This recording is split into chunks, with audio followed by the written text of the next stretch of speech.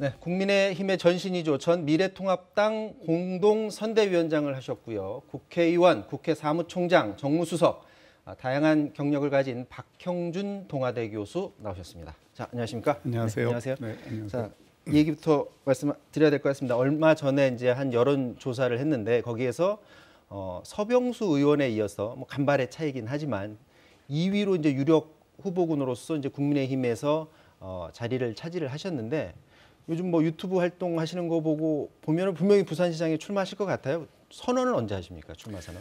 선언은 제가 지금 부산을 책임질 수 있는 비전을 네. 준비를 하고 있는데 그 비전이 완성이 되는 대로 결정을 하려고 하고요. 네. 대체로 지금 12월 초쯤으로 예정을 하고 있습니다. 아, 네. 12월 초쯤이면 네. 공식 출마 선언하고 본격적으로 네. 활동을 하시겠다 그런 얘기시고 오늘 또 이제 국민의힘에서 경선 룰을 이제 발표를 했습니다. 네. 예상대로 몇 가지가 나온 걸 보면 예비 경선은 이제 100% 시민 여론조사를 한다고 하고 본 경선에서는 당원들의 뜻을 20% 묻고 이제 국민들의 뜻을 80%를 묻는데 그거를 이제 아무래도 이제 흥행을 위해서 그렇게 하는 것으로 보여져요. 지금 하나를 결정을 못하고 공천위로 이제 넘긴 게 있는데 여성한테 줬던 가산점, 이 가산점을 20% 주던 거를 없애느냐 마느냐 결정을 못했습니다. 어떻게 보십니까? 당원 당규에 있는 사항인데 이거는 지켜야 된다고 보시는지요? 당규에는 줄 수 있다 이렇게 되어 있죠. 네. 그리고 대개 국회의원 선거나 지방의원 선거 또는 기초단체장 선거에는 많은 후보들을 내기 때문에 네. 거기에 여성을 좀 우대하고 할당을 한다는 의미에서 가산점이 필요한 것이고요. 네. 또 이번의 경우에도 신인들이나 여성들 가운데서도 좀 정치권에 많이 안 알려진 분들한테는 그런 가산점 제도가 일정하게 의미가 있다고 생각합니다. 특히 뭐 예선의 경우에는. 근데 이제 굉장히 정치 경험이 많고 네. 또 많이 알려져 있고 이미 그 활동 영역이 큰 분들이 대통령 선거나 광역단체장 선거는 사실 또 하나의 원칙이 있는 거거든요. 그 한 사람만 뽑기 때문에 이길 수 있는 후보를 내야 되고 당의 입장에서 보면 네.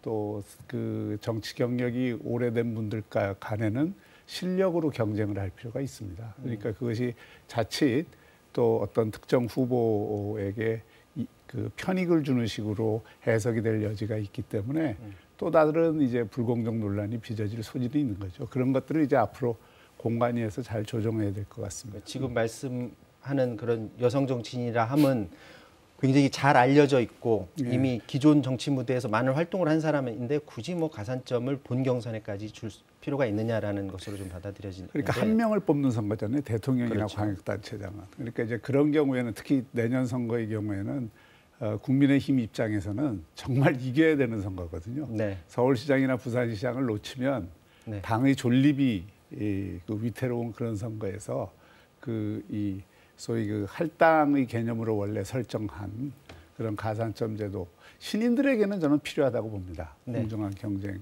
환경을 만들어주기 위해서는. 그런데 이제 본선은 경선에서도 본선은 실력으로 승부를 해야 된다. 그게 원칙이 돼야 되지 않을까. 자, 교수님이 보시기에 내년 재보선의 화두는 무엇이라고 생각하시고 그 어느 쪽으로 주로 공략을 하실 계획이십니까? 두 가지입니다. 하나는 역시 문재인 정권 폭주에 대한 견제를 제대로 할 수 있느냐가 문제고요. 네.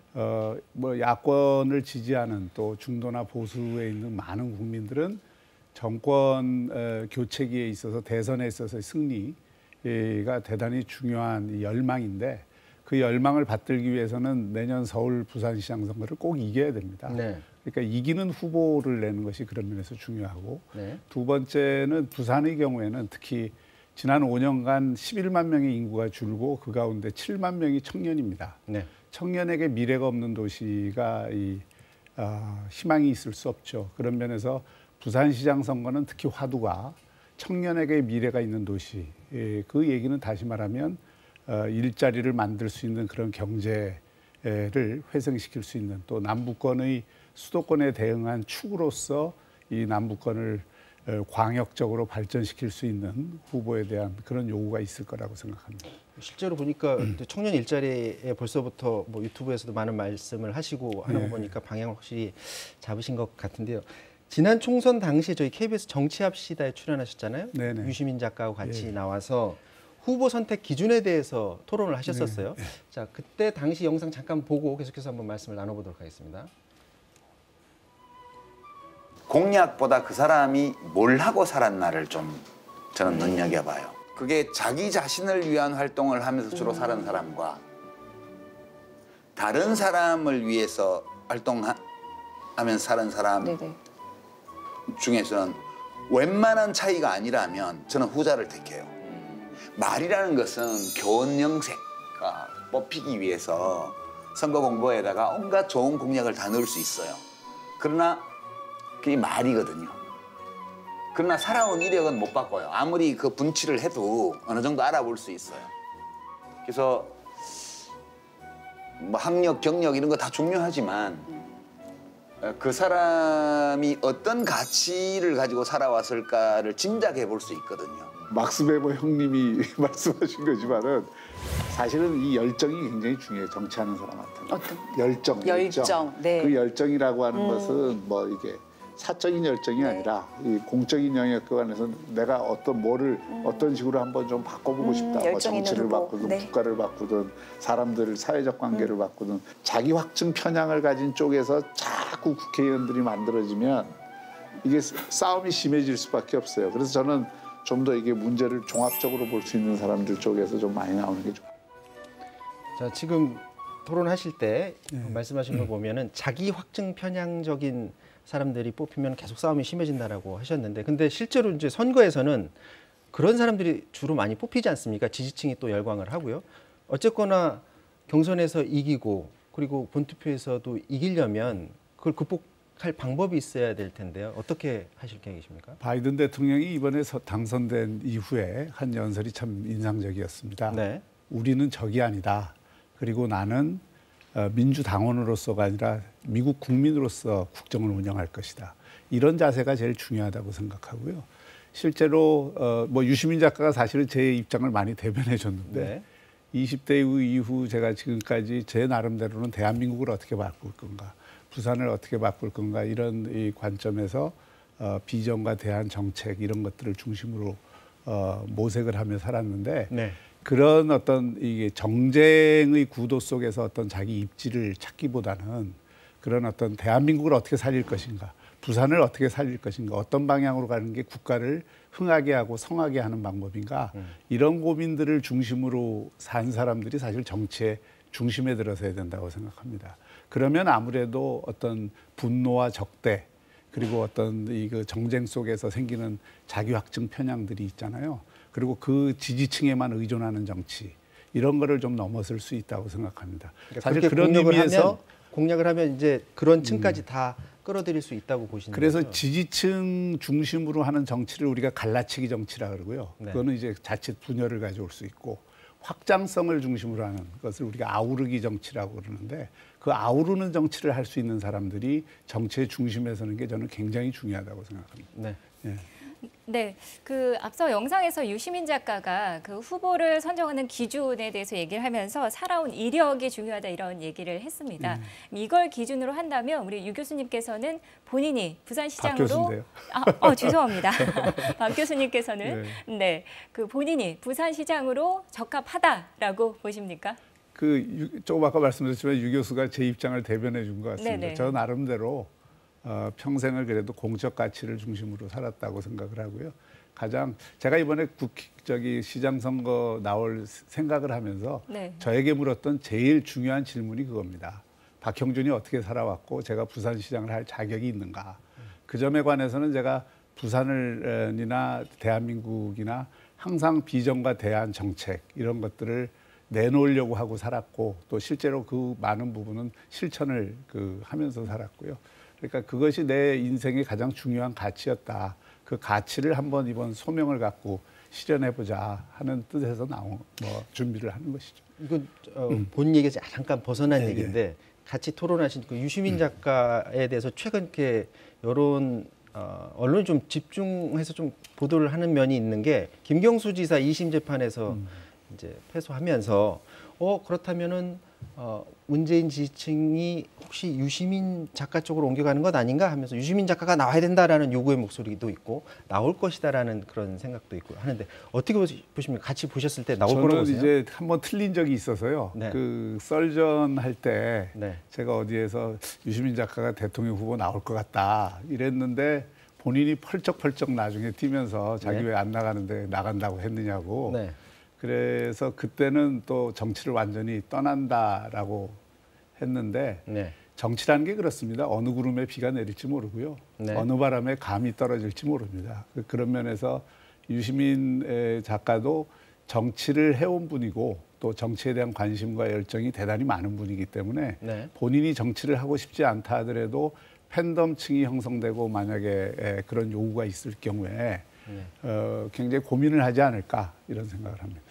자, 그러면 이제부터 이제 당 얘기를 좀 해보도록 하겠습니다. 지난 총선 때 이제 미래통합당 공동 선대위원장으로 활동을 하셨는데 당시 모습 잠깐 보고 계속해서 말씀 나누도록 하겠습니다. 이번 총선을 통해 미래통합당이 대한민국의 미래를 책임질 수 있는 희망 세력으로 거듭날 수 있도록 더 낮은 자세로 더 겸손하게 최선을 다하겠습니다. 통합당 선대위는 121석이 걸린 수도권을 집중 공략했습니다. 수도권에서 이 마지막 바람을 우리가 불러일으킨다면 상당히 좋은 성적을 거둘 수 있다. 하지만 공천 갈등의 여진이 계속됐고 미래도 없고 통합도 없는 도로 친박당이 됐습니다. 이상한 논리 때문에 경선의 기회조차 원천 봉쇄되었습니다. 참 나쁜 결정입니다. 협작공천의 불공정과 불의를 바로잡아달라고 황교안 대표에게 요청했지만 했으나 황 대표는 이를 거부했습니다. 세대 비하 논란 발언, 세월호 텐트 막말 파문이 잇따랐습니다. 깊은 유감과 함께 사과의 말씀을 드리는 바입니다. 말 한마디가 선거 판세를 좌우할 수 있음을 숙지해야 합니다.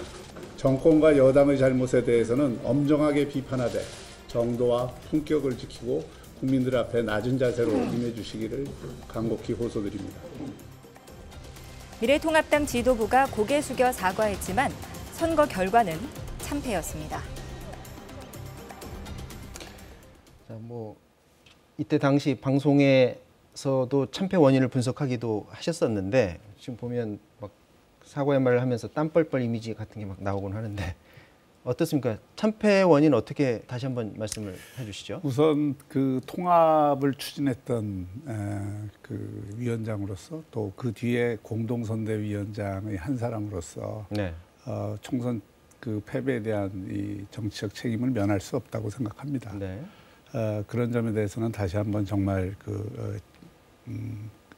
죄송스러운 말씀을 드려야 될 것 같고 그 총선은 사실 그런 생각도 합니다. 참 운도 안 따랐다. 그리고 우리 내부의 잘못도 있었다. 이런 생각이 드는데 운이 안 따랐다는 건 역시 코로나 전국의 압도적 영향 그리고 그와 결부된 전국이 청와대 중심으로 주도로 갈 수밖에 없는 환경 또 재난지원금과 같은 막판 물량 공세 이런 것들이 상당히 영향을 줬고요.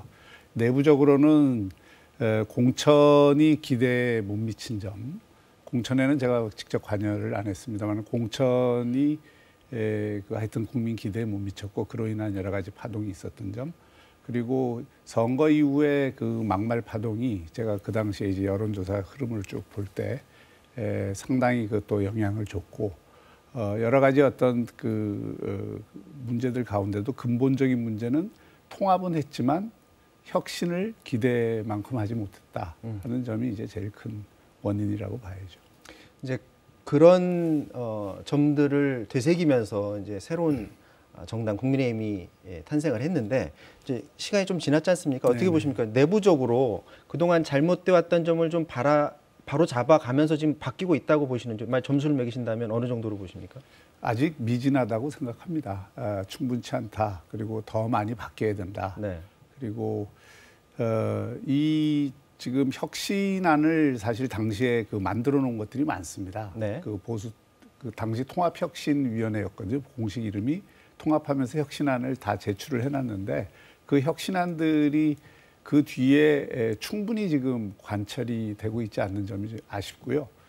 그런 면에서 혁신이라고 하는 것은 가치나 노선 정책 이런 부분도 있지만 체질과 문화의 혁신 그리고 이 세대의 혁신 이런 것들이 굉장히 중요한데 그런 체질과 문화 특히 청년 정치 생태계를 저희가 독자적으로 구축을 해서 그야말로 세대 교체를 이루는 발판을 제대로 만들자는 혁신안이 있었는데 그것도 지금 제대로 이행 안 되고 있는 게 좀 아쉽고요. 네. 정치적으로는 저는 국민의힘 지지율이 꼭 지도부 탓할 일은 아니라고 생각합니다. 사실은 윤희숙 의원과 같이 어떤 분야에서 전문성을 갖고 국민들의 가슴을 때려주는 그런 어떤 명확한 메시지들을 던지는 전사들이 한 10명만 있어도 지금 국민의힘은 국민들로부터 굉장히 많은 박수갈채를 받을 수 있습니다. 또 그런 환경이고 지금 그 현 정권의 내에서 일어나는 여러 가지 실정이나 문제들이 워낙 많기 때문에 부동산을 비롯해서 지금 추미애 장관 문제부터 시작해서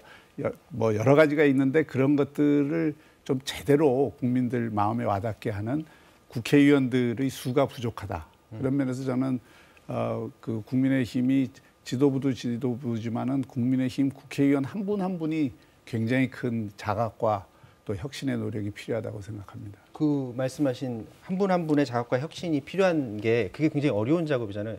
저 김종인 비대위원장이 뭔가 화두를 던지고 바꾸려는 노력을 하는 것 같은데 사실은 이 의원들이 생각이 같지 않으면 이게 쉽게 바뀌지 않지 않을까 아닙니까? 어떻게 그걸 바꿀 수가 있을까요? 그런 분위기를 조성하고 또 그런 데 필요한 어젠다와 이슈를 적절하게 제기를 하고 그 어젠다와 이슈가 던져졌으면 네. 의원들과 그 지도부가 따로따로 노는 게 아니고 그게 조금 더 당내 이 민주적 토론을 더 활성화해서 좀 집요하게 야당이 제기하는 이슈를 가져가야 되는데 예를 들어서 노동개혁 같은 거 적절하게 문제 제기가 됐음에도 불구하고 후속 노력들이 거의 없으니까 네. 울림이 굉장히 적은 거죠.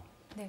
국민의힘의 변화와 관련해서 하나 또 질문을 드리자면 그 10일 날 국민의힘에서 이 중대재해방지대책 관련해서 간담회가 있었는데 그때 정의당 그 원내대표가 참석해서 또 이슈가 됐습니다. 우리 박형준 교수님께서는 이런 그 정의당과 국민의힘의 정책 연대, 공조 이런 거 계속 있을 거라고 보시나요?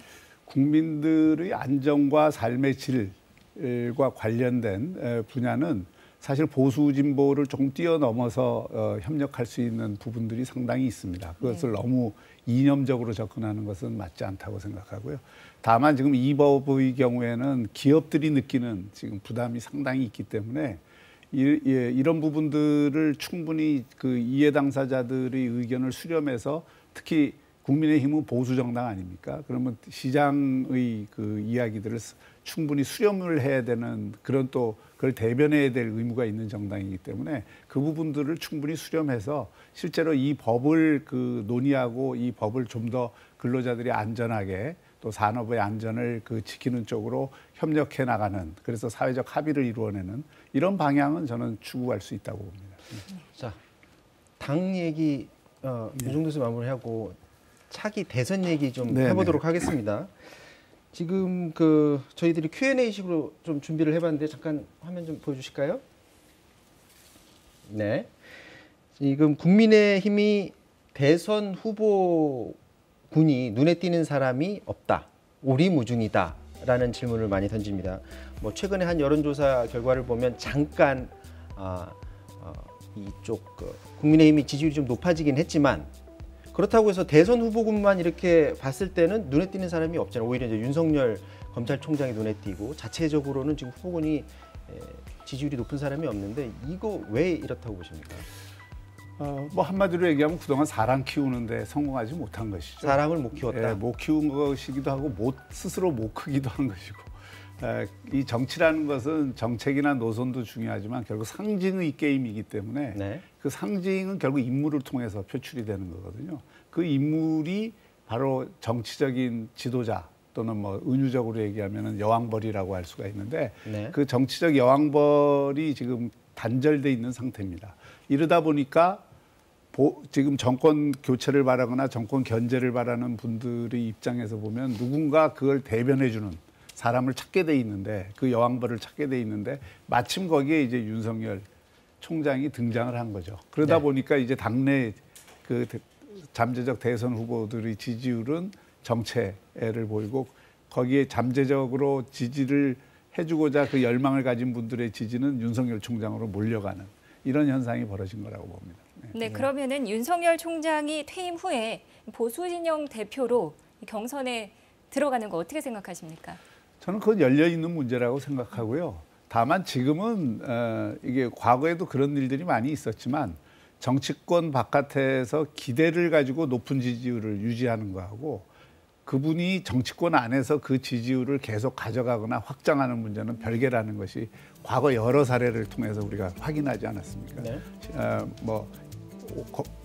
거슬러 올라가면 고건 총리부터 시작해서 최근에는 반기문 총장까지 그런 경험들을 갖고 있기 때문에 윤석열 총장도 정치권 안에 들어왔을 때 이 평가를 지속할 수 있느냐, 이 점이 대단히 중요한데, 생각보다는 정치가 전문 영역입니다. 거기에는 정말 그 검찰총장으로서 알아야 될 지식도 있지만 대한민국 모든 문제에 대해서 나름대로 공부가 필요하고요. 거기에서 자기 육화된 목소리를 낼 수 있는 내공이 정말 필요한 것이죠.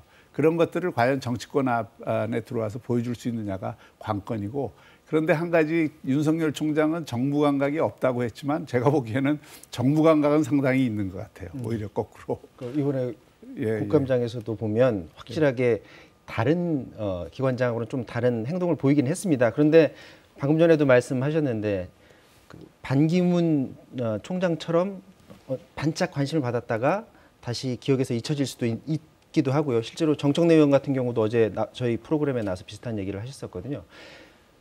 이 관심이 지금 관심을 받긴 했지만 만약에 추미애 장관과 윤석열 총장의 대립 구도가 만약에 사라지게 되면 이 지지율 거품도 사실 꺼질 수도 있다, 이렇게 보십니까? 저는 추미애 장관하고는 이미 조금 관계없는 일이고 그 범주는 넘어섰다고 생각합니다.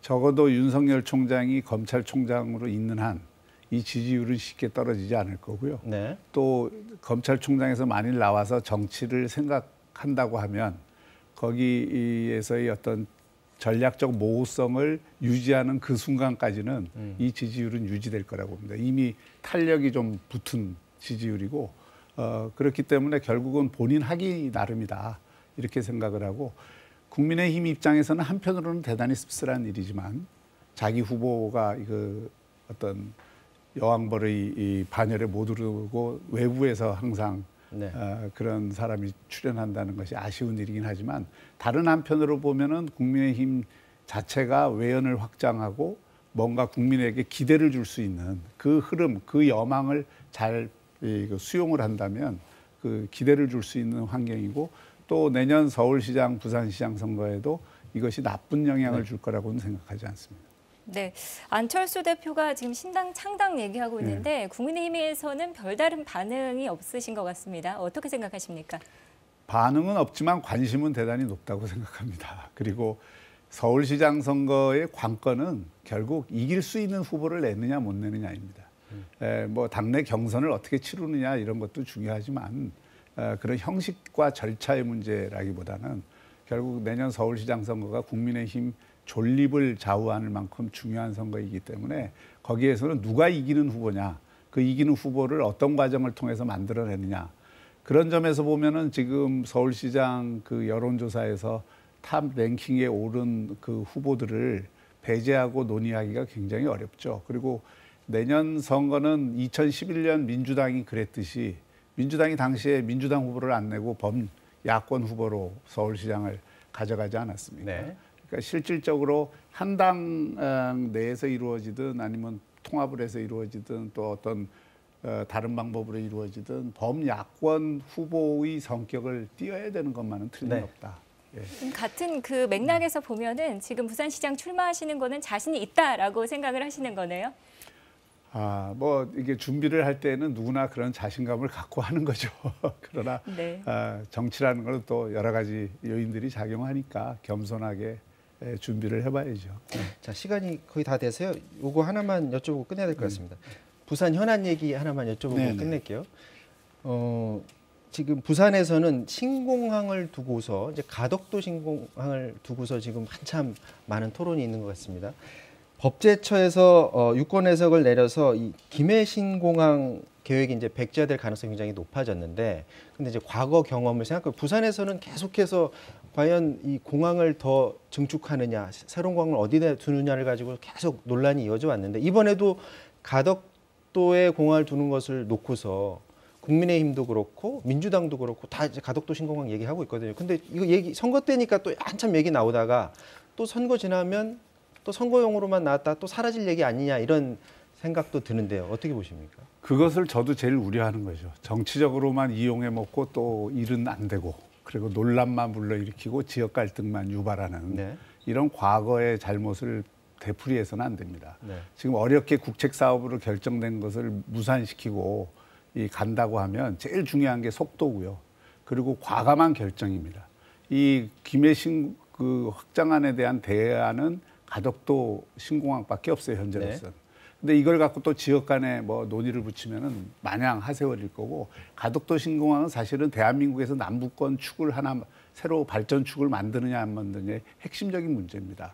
거기에 물류 허브 공항을 만들어줘야 세계 4위의 물동량을 가진 항만과 공항이 연결이 되고, 그 뒤에 산업과 물류가 살고 관광과 마이스가 살 수 있는 하나의 기폭제가 되는 것이고, 그것이 영남권 전체를 통합할 뿐만 아니라 남북권 전체를 통합하고 활성화시키는 대단히 중요한 기폭제이기 때문에 이 점에 관해서는 여야가 없습니다. 적어도 지역에서는. 그렇기 때문에 정권 차원에서 빠른 신속한 결정을 내리고 거기에 따른 이 집행을 하는 것이 제일 중요하다고 생각합니다. 이것을 혹시라도 또 내년 부산시장 선거에 공약으로 걸고 또 다음 대선에서 공약으로 걸어서 정치적 공약으로만 이어간다 그러면 그건 지역민들 또 국민들의 심판을 면치 못할 것입니다. 네, 오늘 얘기는 이 정도에서 마무리 지어야 될 것 같습니다. 예비 경선, 본 경선 잘 치르시기 바랍니다. 자, 지금까지 박형준 교수와 말씀 나눴습니다. 말씀 고맙습니다. 불러주셔서 감사합니다.